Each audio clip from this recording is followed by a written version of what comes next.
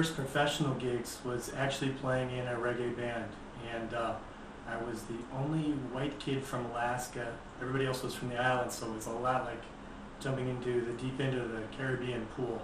And I learned a lot. I learned fast, and I'm sure recordings from that period were not as good as maybe they could have been. But it was a great start, and I will forever be grateful for the opportunity and the opportunities that have followed. But one of the first questions that they asked me was, do you skank? Seemed a little suspect to me, you know, do you skank? Kind of personal question. But really, what the skank is, it's the accent on the 2 and the 4 in a 4/4 pattern.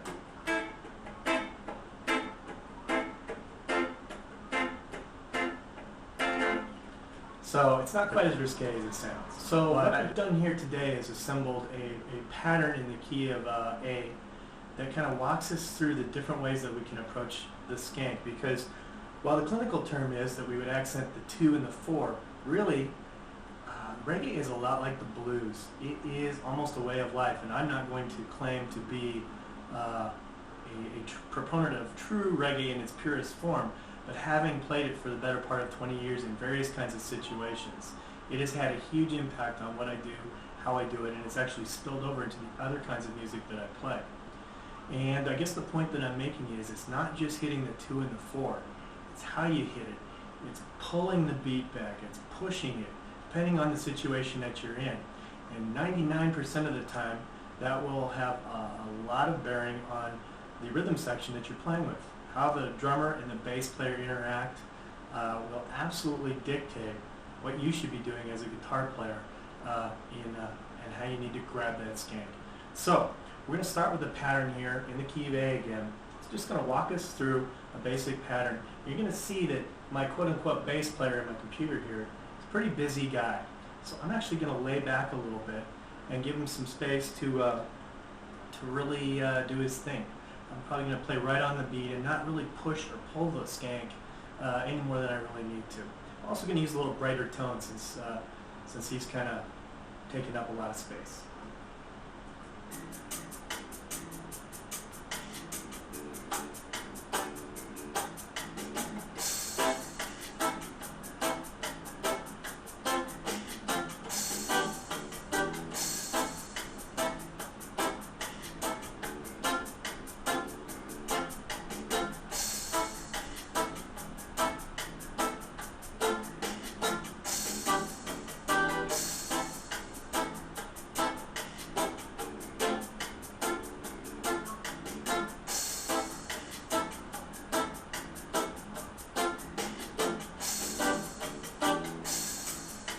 So this next pattern is actually the same chord progression, but my quote-unquote bass player is more of a laid-back kind of guy.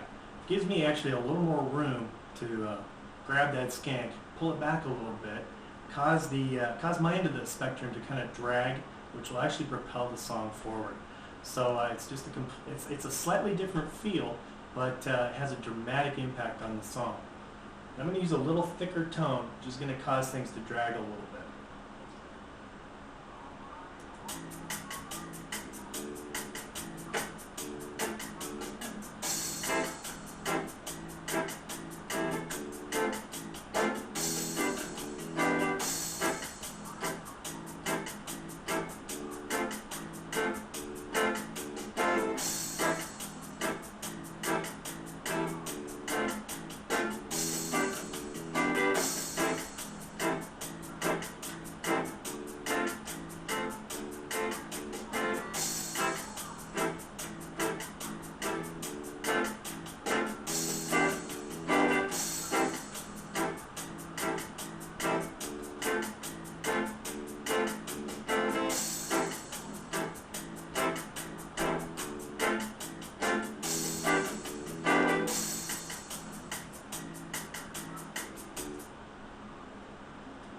So as you can see, reggae is it's a lot like the blues. It's all about attention to detail and finding out the best way to serve the song to get the right feel. And like the blues, it may be simple, but it isn't always easy. So grab that skank, but let's be safe. Not every skank is a good skank.